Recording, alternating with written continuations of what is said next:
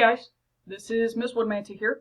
I'm making this video because there's been some general consensus of confusion on what we're doing with these dialectical journals, how do they work, why are we not annotating, things like that. So, I wanted to make this for a couple of reasons. Number one, to clarify the answers to some of those questions, and two, to provide a little bit of a visual walkthrough for how to do the dialectical journal.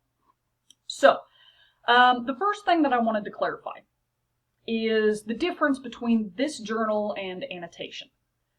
So, I'm only going to speak for my classroom because, you know, I was there at the time, but with annotation, the way it was taught in my room, I had you guys focus on four main things. Vocabulary you didn't recognize, main ideas for each paragraph, anything that you wanted to comment on, and anything you wanted to ask questions about. Okay? And if you remember, when we were annotating, I always gave you your own paper printed copy of whatever it was we were reading that you were supposed to annotate. That's because with annotation, you're supposed to be writing in the text itself. That way your notes are not separate from the text. Well, the problem is, we can't do that with a school copy of the book. Okay? They get mad at us when we do that.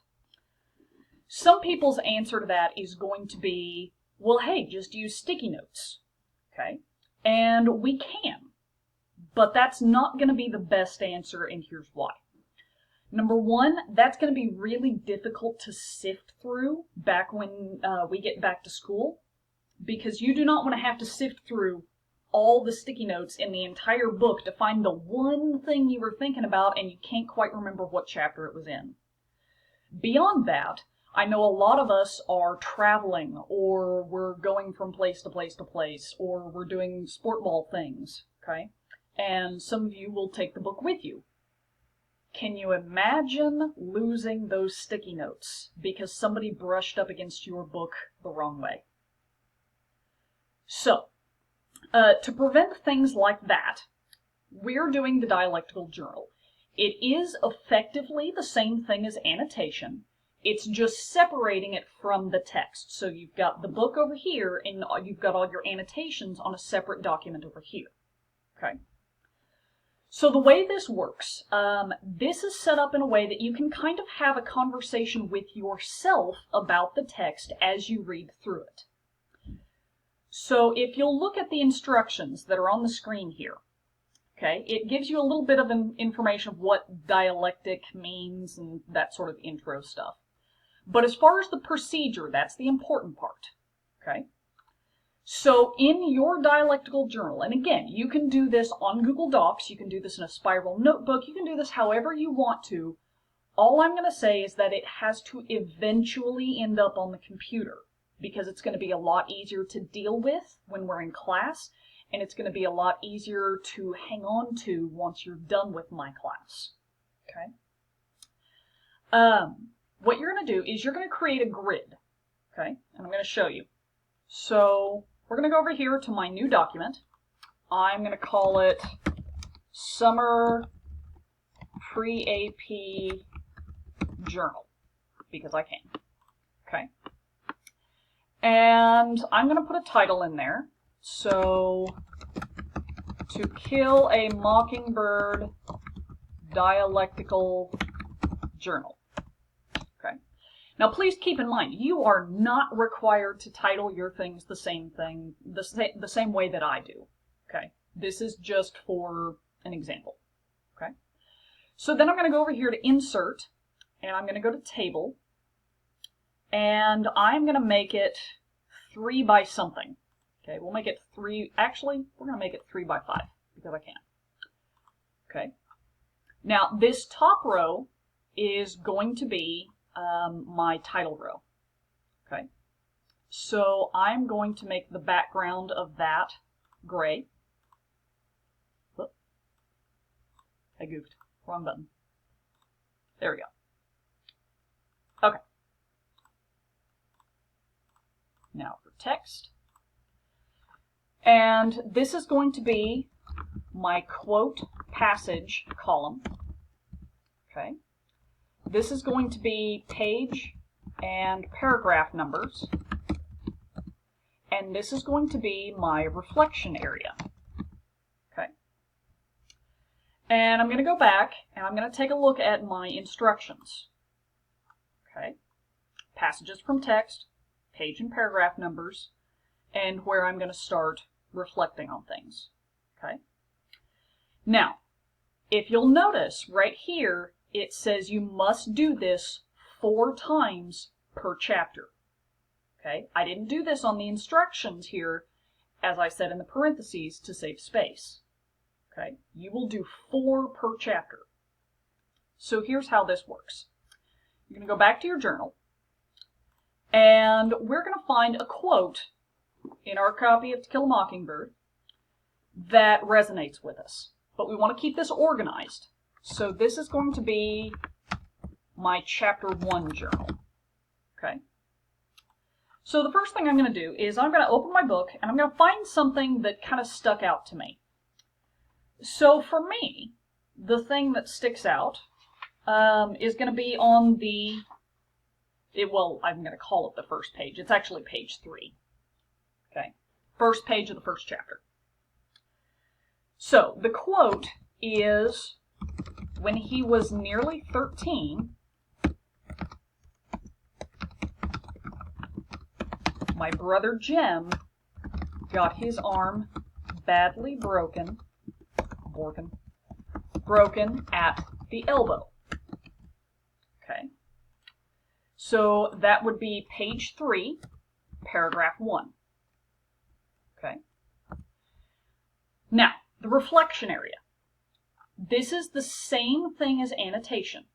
Okay? If something about this quote had a vocabulary word in it that didn't really make sense to me, then I would check out my list of options for what to label my thing, and then I would provide a definition for myself.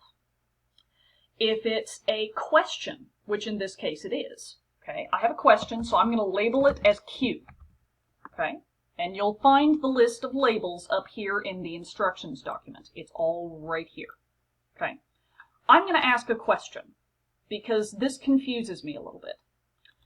So, Jim got his arm badly broken at the elbow, and I have a question about this.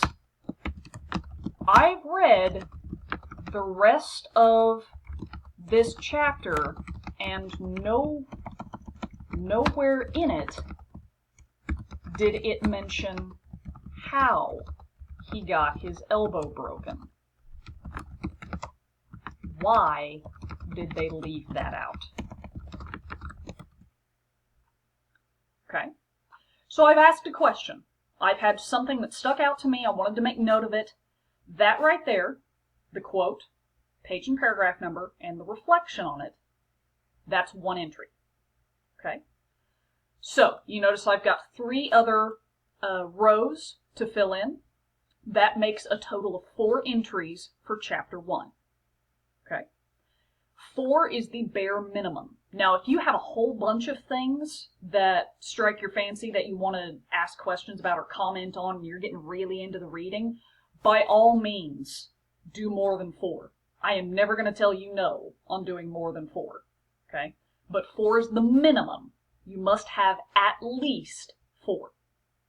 Okay. So, you just go through, you find the quotes that you feel are interesting, and then page and paragraph number, and then you go over here to this reflection area. You take a look at these labels. Okay, am I connecting this to something that happened in my life, like, hey, I broke my elbow once, or something like that, or hey, I've hurt my arm once. Okay, so you can do those sorts of things. You can predict. You can say, I bet that Jim breaking his elbow is going to be important later. Okay, you can do that. Clarify. This is where you can answer a question you had earlier. You can decide whether or not your prediction was correct. This would be a good place to put in vocabulary definitions if you're coming across a lot of words you don't know. Okay. Reflect. You can just think about, okay, well, what are they trying to tell me here? Just general thoughts here. Or you can evaluate, and you can go all English teacher on yourself, and you can say, okay, I think Harper Lee is trying to say this. Okay? So you have all of these options, and you just have to do this 4 times per chapter. That's it. Okay? And that's all of your dialectical journal. Now, the few things that I'm going to caution you on. Okay? The question came forward to me via email of, well, do I have to put an entire paragraph if I'm only using a small part of it? No. Only use what you need, but make sure that you remember the context in which it showed up. Okay? So, for instance, if you've got a vocabulary word that's tripping you up and you need to provide yourself a definition, don't just give the word, give the sentence that it was in so you can remember what it was that was going on with that word. Okay? This is going to be important later because when we do discussions once we get back to school, you're going to need to kind of know, okay, what was going on in this chapter? So just give yourself a little bit of a clue. Down here on the second page of the instructions, gives you some tips for passages you might want to look for, okay? You're going to have to put your English teacher cap on, pretend you're me for a little bit. What would Miss Woodmansey have me point out, okay? And this is the big thing that I really want to caution you on. There is a difference between basic responses and pre-AP responses. So, the basic responses are the things that we did in freshman English. How do you feel about the passage? This is a thing that happened, and I thought it was cool. Okay, we're not looking for that. We're beyond that. You guys have told me you are the cream of the crop. Let's move on. Okay, I want the things in this column. I want you to make connections to things that you have seen in real life. I want you to make connections to other things that tackle the same ideas. I want you to consider, for instance, this one right here. Consider an event or description from the perspective of a different character. There are so many times that if you just sit back after reading the scene and go, I wonder what this would have looked like from Atticus's point of view. Think about that. How would the story have changed? Okay? Those are the sorts of ideas that I really want you to dig into. So, I want you to focus on doing these things. Now, if you've got a particularly rough chapter and you need to fill in with some of these, you can. But these are what we're aiming for. Okay? You want to aim for the higher level responses. If you're not sure how to start off your reflection area stuff, there are some sentence starters here. You know, I don't really understand why they left out how Jim broke his elbow. I don't understand why that's not there. Is that supposed to be important later? Are we going to find that out? Or, okay, those are the types of things that you can use. So, feel free to use these. Aim for these types of responses. Do not forget your labels up here. Question, connect, predict, clarify, reflect, and evaluate. Okay? So, make sure you've done that. When you come in here, you have to do at least 4 per chapter. So once I had done my 4, I'd probably come down here, do chapter 2, start a new table. Okay? But that's me.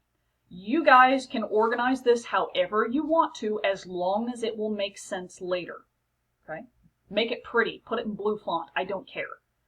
Okay? Do it in a spiral notebook. I don't care. So you do what makes sense to you.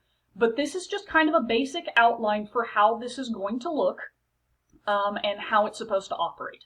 So, you're still annotating, you're just doing it in a journal, and you're talking to yourself while you're doing it.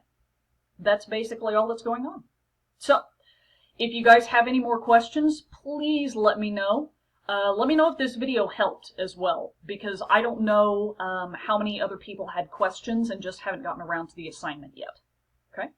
And if this is something that ends up being really cool and we can do more videos like this, I'm game. So, alright, have a good summer, guys.